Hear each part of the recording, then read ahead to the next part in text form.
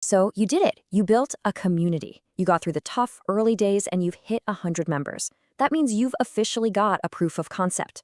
But what now? How do you actually get from here to, say, 2,000 members without completely burning yourself out? Well, let's break down the playbook for how to do just that, phase by phase. Okay, let me ask you something. Does this sound familiar? You're the one starting every single conversation, you're posting all the cool content, you're answering every question.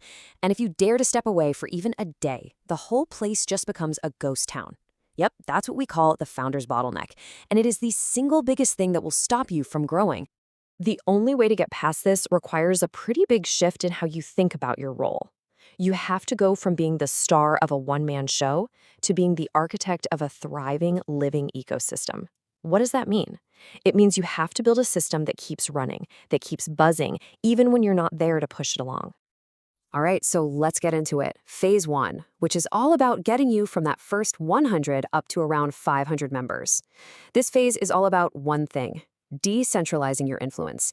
You've got to build what I call an architecture of ambassadorship, and you do that by empowering your most dedicated members to lead right alongside you. And you know what? It all starts with a surprisingly small number, 20. These are your core 20. I want you to dive into your analytics, your data, whatever you have, and find the 20 most active, most engaged users in your community.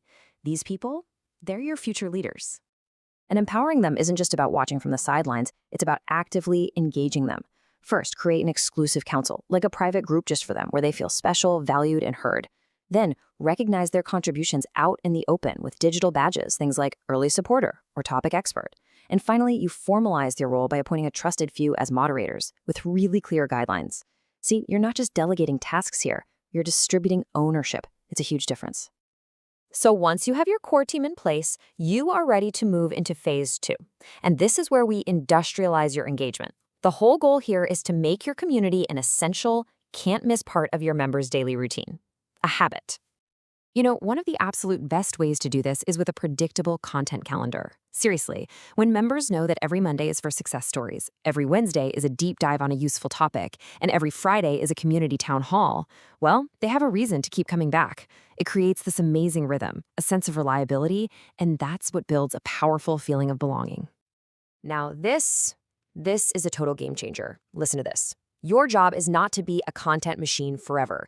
You have to shift from being a creator to being a facilitator. Start launching user-generated campaigns. A really simple challenge like, hey, post a picture of your setup and tag 3 friends can generate way more engagement than 10 of your own posts. Why? Because it puts the community itself in the spotlight.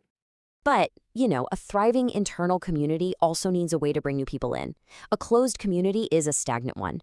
So you create what's called an outer loop by making some of your high-value parts, like a resource wiki, public. This is huge because it gets you indexed by search engines. You combine that with some viral referral invites and just genuine participation on other platforms, and you'll build a steady, constant stream of new people wanting to join. And that leads us right into phase 3. As you start to cross that 500 member mark, that cozy everyone in one room vibe, it starts to break down. It gets noisy. New members can feel totally lost. And this is the point where you have to professionalize your infrastructure. Look, the challenges you face are going to evolve. That scrappy, do-everything-yourself approach that worked so well at 100 members, it just creates chaos at 500. And what works at 500 will completely fall apart at 1,000. So the key is to anticipate these breaking points and build the systems before you desperately need them. And that means, you guessed it, automation.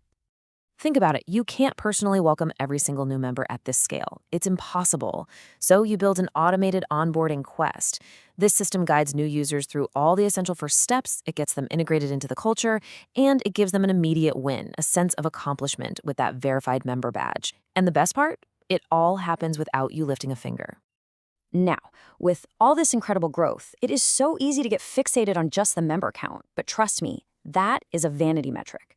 To build a truly sustainable ecosystem, you have to measure what actually matters, the health of your community. So, how do you do that? What are the vital signs? It's not about how many people are in the room. It's about how many people are actually talking, how quickly they're getting responses from others, and how many of them are really sticking around for the long haul. Let's take the user-generated content rate, or UGC rate. Your target here should be to have more than 15% of your members actively contributing. If that number drops too low, it's a huge red flag. It means your core team is still doing all the heavy lifting and your ecosystem isn't self-sustaining yet. It's the difference between a great party and a boring lecture. And UGC is just one piece of the puzzle. You really need a full dashboard of metrics. Stickiness tells you if your community is becoming that daily habit we talked about.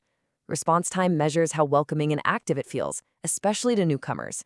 And churn rate is so critical, because if you're losing members just as fast as you're gaining them, you're just running in place. These numbers, they tell the real story of your community's health.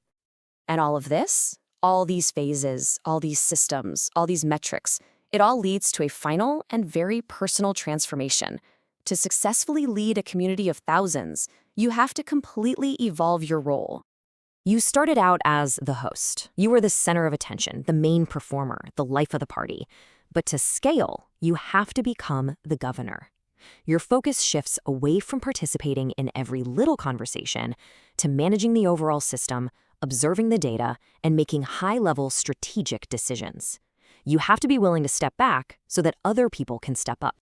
I absolutely love this quote because it just nails the essence of the governor role. Your job is no longer to be the actor on the stage. You're the director who builds the stage, who makes sure it's well lit, and who empowers the cast, your community, to put on an absolutely amazing show.